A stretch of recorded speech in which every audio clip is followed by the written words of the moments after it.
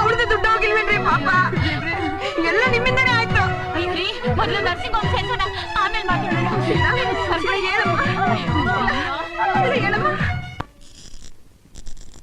ಶೀಲಾ ಹೇಗಿದ್ದಾಳೆ ಡಾಕ್ಟ್ರೆ? ಸದ್ಯ ಟೈಮಿಗೆ ಸರಿಯಾಗಿ ಕರ್ಕೊಂಡು ಬಂದ್ರಲ್ಲ, ಪಾಯ್ಸನ್ ರಿಮೂವ್ ಮಾಡಿದ್ದೀನಿ. Now she is all right. ನಾವು ನೋಡ್ಬೋದಾ? ಓ ಶ್ಯೂರ್, ಹೋಗಿ ನೋಡಿ.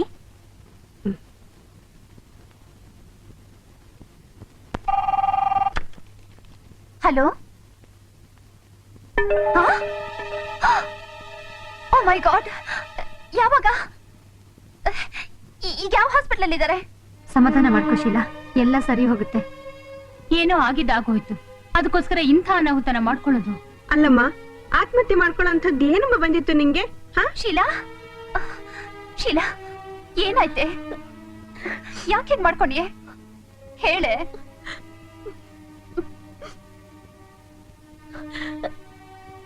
ನಾಲ್ಕು ಜನದ ಹಾಗೆ ನನಗೂ ಸ್ವಂತ ಮನೆ ಮಾಡ್ಕೋಬೇಕು ಅನ್ನೋ ಆಸೆಯಿಂದ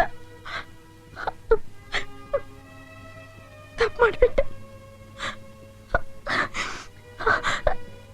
ನನ್ ಗಂಡನ್ ಫ್ರೆಂಡ್ ರಮೇಶ್ ಅಂತ ಆಗಾಗ ಮನೆಗೆ ಬರ್ತಿದ್ದ.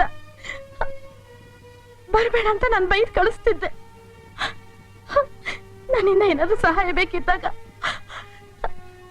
ಸಂಕೋಚ ಇಲ್ಲದೆ ನಮ್ಮ ಮನೆಗ್ ಬಾ ಅಂತ ಹೇಳ್ತಿದ್ದ. ನಾನು ಮನೆ ಕೊಂಡ್ಕೊಳ್ಳೋದು ದುಡ್ಡು ಬೇಕಿದ್ದಾಗ ಅದ್ ನೆನಪಿಗೆ ಬಂದು ಅವನ್ ಮನೆಗೆ ಹೋದೆ.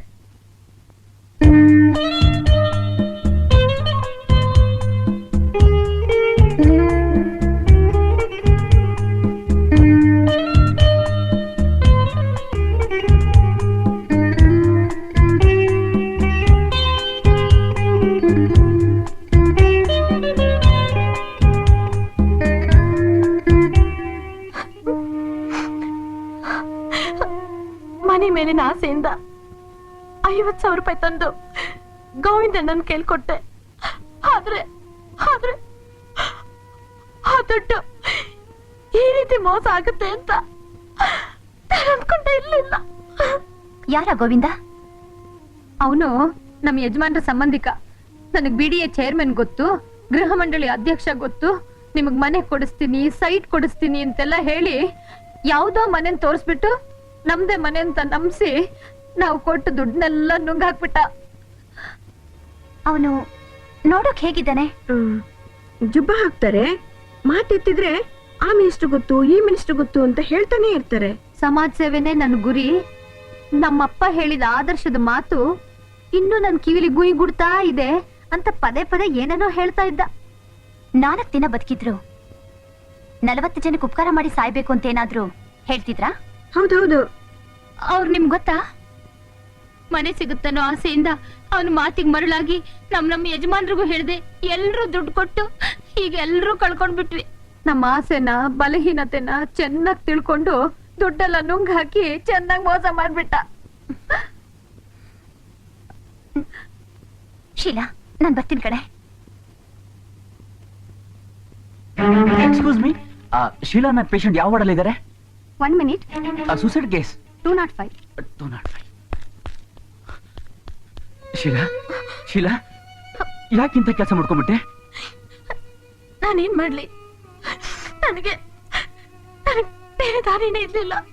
ಶೀಲಾ, ನಾನು ಓದುವಾಗ್ನಿಂದಲೂ ನಿನ್ನನ್ನ ಮದುವೆ ಮಾಡ್ಕೋಬೇಕಂತ ತುಂಬಾ ಆಸೆ ಪಟ್ಟಿದ್ದೆ. ನಿನ್ನ ಹಿರಿಯರ ಮನಸ್ಸಿನಂತೆ ನೀನು ಬೇರೆಯವರ ಮದುವೆ ಆದೆ. ನೀನು ದುರ್ದೈವ, ನಿನಗೆ ವಿಧವೆ ಪಟ್ಟ ಸಿಕ್ತು. ನೀನವತ್ತು ನನ್ನಿಂದ 50,000 ರೂಪಾಯಿ ತೆಗೆದುಕೊಂಡ್ಮೇಲೆ ನನ್ನ ಮನಸ್ಸಾಕ್ಷಿ ನನ್ನನ್ನು ಸಂಪೂರ್ಣವಾಗಿ ಬದಲಾವಣೆ ಮಾಡ್ತು. ಅದಕ್ಕೆ ನಾನಿವತ್ತು ಒಂದು ನಿರ್ಧಾರ ಮಾಡ್ಕೊಂಡು ಬಂದಿದ್ದೇನೆ. ಶೀಲಾ, ಶೀಲಾ, ಈಗಲೂ ಕಾಲ ಮಿಂಚಿಲ್ಲ. ನಾನು ನಿನ್ನ ಮದುವೆ ಮಾಡ್ಕೊಳ್ಳೋ ಸಿದ್ಧವಾಗಿದ್ದೀನಿ. ಈ ಮಗು ತಂದೆ ಅಲ್ಲಿ ತಯಾರಾಗಿದ್ದೀನಿ. ಶೀಲಾ, ನಿನ್ಗೊಂದು ಹೊಸ ಬಾಳ್ ಸಿಗುತ್ತೆ ಅನ್ನೋವಾಗ ಯಾಕಮ್ಮ ಬೇಡ ಅಂತೀಯ? ಶೀಲಾ, ಒಪ್ಕೊಮ್ಮ. ಕಾಲ ಬದಲಾದ ಹಾಗೆ ನಾವು ಬದಲಾಗ್ಬೇಕಮ್ಮ. ನಿನಗೂ ನಿನ್ ಮಗಳಿಗೂ ಒಳ್ಳೆ ಆಶ್ರಯ ಸಿಗ್ತಿರುವಾಗ ಯಾಕೆ ಬೇಡ ಅಂತ ಹೇಳು? ಒಪ್ಕೊಳ್ಳೆ. ಹಳೇದನ್ನೆಲ್ಲ ನೆನ್ಸ್ಕೊಂಡು ಯಾಕೆ ಜೀವನ ಹಾಳು ಮಾಡ್ಕೋತೀಯ? ಹೊಸ ವಾತಾವರಣದಲ್ಲಿ ಹೊಸ ಜೀವನ ಪ್ರಾರಂಭಿಸಿ ಸುಖ ಪಡ್ಬೋದಲ್ಲ. ಒಪ್ಕೋ ಶೀಲಾ.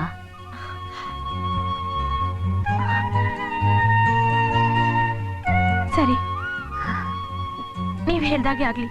Thank you Sheela. ನಾಳೆನೇ ನಮ್ಮ ಮನೆ ಬಂದ್ಬಿಡು, ನಮ್ಮ ಹೊಸ ಜೀವನ ಪ್ರಾರಂಭಿಸೋಣ.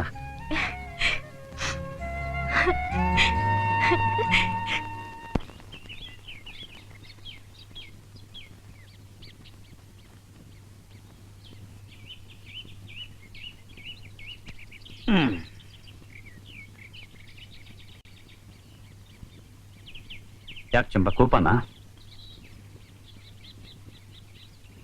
ಏನಾದ್ರೂ ಮಾತಾಡು. ಮೋಸಗಾರರ ಜೊತೆ ಮಾತಾಡೋದಕ್ಕೆ ನನಗಿಷ್ಟ ಇಲ್ಲ. ನಾನು ಮೋಸ ಮಾಡಿದ್ನ? ಇದೆಲ್ಲ ನನ್ನ ಹತ್ರ ಬೇಡ. ಹ. ಕಳ್ಳ ಕಪಟ ಗೊತ್ತಿಲ್ದಿರೋ ಮುಕ್ತ ಹೆಂಗಸ್ರ ಹತ್ರ ಮನೆ ಕೊಡಿಸ್ತೀನಿ ಅಂತ ಆಸೆ ತೋರಿಸಿ ಅವರಿಂದ ಹಣ ಸುಲಿಗೆ ಮಾಡಿದಿರಲ್ಲ, ಅದು ಮೋಸ ಅಲ್ವಾ? ನೋಡು ಚಂಪಾ, ಕಳ್ಳ ಕಪಟ ಗೊತ್ತಿಲ್ಲ ಅಂತ ಮಾತ್ರ ಹೇಳ್ಬೇಡ. ಮನೆ ಕಟ್ಟಿಸ್ಬೇಕು ಅನ್ನೋ ಅತಿ ಆಸೆಯಿಂದ ಅವರು ತಮ್ಮ ಗಂಡಂದ್ರಿಗೆ ಮೋಸ ಮಾಡಿದ್ ನಿನ್ ಗೊತ್ತಿಲ್ವಾ? ಅವರ ದೌರ್ಬಲ್ಯಗಳನ್ನ ನಾನು ಉಪಯೋಗಿಸ್ಕೊಂಡೆ ಅಷ್ಟೇ. ಅಂದ್ರೆ 100 ಸುಳ್ಳು ಹೇಳಿ 1 ಮದುವೆ ಮಾಡುವಂತ ಹಿರಿಯರು ಹೇಳಿದ್ದಾರೆ. ನನಗೆ ಯಾರು ಹಿರಿಯರಿಲ್ವಲ್ಲ, ಅದಕ್ಕೆ 1 ಸುಳ್ಳು ಹೇಳಿ ನಾನೇ ಮದುವೆ ಮಾಡ್ಕೊಂಡ್ಬಿಡೋಣ ಅನ್ಕೊಂಡೆ. ನನ್ ತಪ್ಪ? ಸ್ವಲ್ಪನೂ ಪಾಪ ಪ್ರಜ್ಞೆ ಇಲ್ದಿರೋ ಕಲ್ಲು ಮನ್ಸು ಕಂಡ್ರಿ ನಿಮ್ದು. ದೇವ್ರು ನಿಮ್ಮನ್ನು ಮೆಚ್ಚತಾನ? ಪಾಪ ಪ್ರಜ್ಞೆ? ಚಂಪಾ, ಮನುಷ್ಯನ ಬದುಕಿಗೆ ಅವನವನ ಅನುಭವಗಳೇ ಕಾರಣ. ನನ್ನ ಬದುಕಿಗೆ ನನ್ನ ಚಿಕ್ಕಪ್ಪನೇ ಕಾರಣ. ತನ್ನ ಮಕ್ಕಳು ಉಪವಾಸ ಇದ್ರೂ ಚಿಂತೆ ಇಲ್ಲ, ತನ್ನ ತಮ್ಮನಿಗೆ ಒಳ್ಳೇದಾಗ್ಬೇಕಂತ ನನ್ನ ತಂದೆಯವರು ನಮ್ಮ ಚಿಕ್ಕಪ್ಪಂಗೆ ಎಷ್ಟೆಲ್ಲ ಸಹಾಯ ಮಾಡಿದ್ರು. ಆದ್ರೆ ಆತ ಒಳಗಿಂದೊಳಗೆ ಮಸ್ಲತ್ ಮಾಡಿ ನಮ್ಮ ಆಸ್ತಿನೆಲ್ಲ ನುಂಗಾಕ್ಬಿಟ್ಟ. ಆ ಕೊರಗಿನಲ್ಲೇ ನಮ್ಮ ತಂದೆ ತಾಯಿಯವರು ತೀರ್ಕೊಂಡ್ಬಿಟ್ರು. ನಮ್ಮ ಚಿಕ್ಕಮ್ಮನ ಮಾತು ಕೇಳಿ ನಮ್ಮ ಚಿಕ್ಕಪ್ಪ ನನ್ನ 10 ವರ್ಷದಲ್ಲೇ ನನ್ನನ್ನು ಮನೆಯಿಂದ ಹೊರಗಾಕ್ಬಿಟ್ಟ. ಇವತ್ತಿಗೂ ನಮ್ಮ ಚಿಕ್ಕಮ್ಮ ಚಿಕ್ಕಪ್ಪ ಚೆನ್ನಾಗೇ ಇದ್ದಾರೆ. ನೀನು ಹೇಳ್ದ ಆ ದೇವರು ಅವ್ರಿಗೆ ಏನು ಶಿಕ್ಷೆ ಕೊಟ್ಟ? ಎಲ್ಲೋದು ಪಾಪ ಪ್ರಜ್ಞೆ? ನಿಮ್ಮನ್ನ ನೀವು ಸಮರ್ಥಿಸ್ಕೊಳ್ಳೋದಕ್ಕೆ ಪ್ರಯತ್ನ ಪಡ್ತಿದ್ದೀರಾ? ಹಾಗೆ ಅನ್ಕೋ. ಇವತ್ತಿನ ಸಮಾಜದಲ್ಲಿ ನೀನು ನೋಡ್ತಾ ಇದೆಯಲ್ಲ ಚಂಪಾ, ಹುಟ್ಟಿನಿಂದ ಸಾಯೋವರೆಗೂ ಮೋಸ, ಕಪಟ, ಲಂಚ. ಮಗುಗೆ ಶಾಲೆಗೆ ಅಡ್ಮಿಷನ್ ಕೊಡಬೇಕು, ಪರೀಕ್ಷೆಯಲ್ಲಿ ಬರೀದೇ ಇದ್ರು ಫಸ್ಟ್ ಕ್ಲಾಸ್ನಲ್ಲಿ ಪಾಸ್ ಮಾಡಬೇಕು, ಎಂಜಿನಿಯರಿಂಗೋ ಮೆಡಿಕಲ್ಲೋ ಸೀಟ್ ಕೊಡಿಸ್ಬೇಕು, ಉನ್ನತ ಹುದ್ದೆ ಕೆಲಸ ಕೊಡಿಸ್ಬೇಕು, ಸೈಟ್ ಕೊಡಿಸ್ಬೇಕು. ಎಷ್ಟು ಜನ ಸುಲಿಗೆ ಮಾಡ್ತಾ ಇಲ್ಲ, ಎಷ್ಟು ಜನ ಅಮಾಯಕರು ಮೋಸ ಹೋಗ್ತಾ ಇಲ್ಲ. ಅದಕ್ಕೆ ಚಂಪಾ, ನನಗೆ ಸರಿ ಅನ್ಸಿದ್ದನ್ನು ನಾನು ಮಾಡಿದ್ನೇ ಹೊರತು ಅದು ನ್ಯಾಯವೋ ಅನ್ಯಾಯವೋ ಅನ್ನೋ ವಿಮರ್ಶೆಗೆ ಹೋಗಿಲ್ಲ, ಹೋಗೋದು ಇಲ್ಲ. ಯಾವ ದಾರಿಯಲ್ಲಿ ದುಡ್ಡು ಸಿಗುತ್ತೋ ಆ ದಾರಿಯಲ್ಲಿ ಹೋದೆ. ಯಾಕೆ? ಯಾಕಂದ್ರೆ ನಾನು ನಿನ್ನನ್ನು ಪ್ರೀತಿಸಿದೆ, ನಿನ್ನನ್ನು ಮದುವೆ ಮಾಡ್ಕೊಳ್ಳೋಣ ಅಂತ ಅಂದ್ಕೊಂಡೆ. ಆದ್ರೆ ನಿಮ್ಮ ತಂದೆಯವರು ಮನೆ ಕಟ್ಟಿದ್ರೇನೆ ಮಗಳನ್ನು ಕೊಡೋದು ಅಂತ ಕಂಡೀಷನ್ ಹಾಕಿದ್ರು. ಒಪ್ಕೊಂಡೆ, ಮಾತು ಕೊಟ್ಟೆ, ಇದನ್ನೆಲ್ಲ ಮಾಡಿದೆ. ಇಷ್ಟಾದ್ರೂ ನಾನು ಮಾಡಿದ್ರಲ್ಲಿ ಏನೂ ತಪ್ಪಿಲ್ಲ ಅನ್ನೋ ನಂಬಿಕೆ ನನಗಿದೆ. ನಿನಗೆ ನನ್ನಲ್ಲಿ ಆ ಭರವಸೆ ಇದ್ರೆ ಹೋಗ್ಲಿ. ನೀನ್ ನನ್ನನ್ನು ಪ್ರೀತಿಸಿದ್ದು ನಿಜವಾಗಿದ್ರೆ ನಾಳೆ ಗೃಹ ಪ್ರವೇಶಕ್ಕೆ ಬಾ.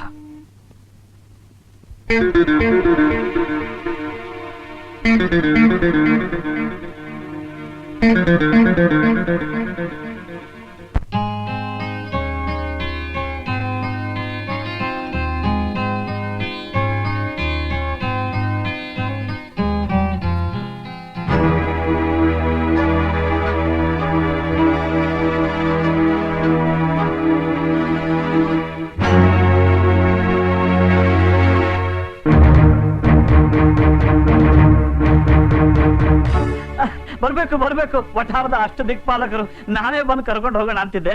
ಆದ್ರೆ ಇಂಥ ಕಾರ್ಯ ಅಂದ್ರೆ ಗೊತ್ತಲ್ಲ, ಅದು ಇದು ಅಂತ. ಮನೆ ನೋಡಿ ಸರೋಜಮ್ಮ, ಮನೆ ತೋರಿಸಿ. ತೋರ್ಸೋಣ.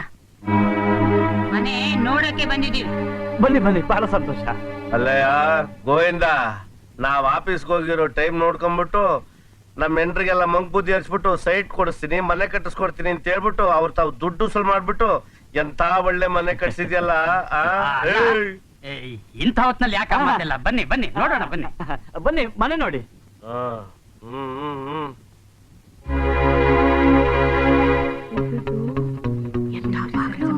ಡ್ರೆಸ್ಸಿಂಗ್ ಟೇಬಲ್ ನೋಡ್ರಿ, ದೇವ್ರ ಮನೆ ಬೇರೆ ಇದೆ ನೋಡ್ರಿ.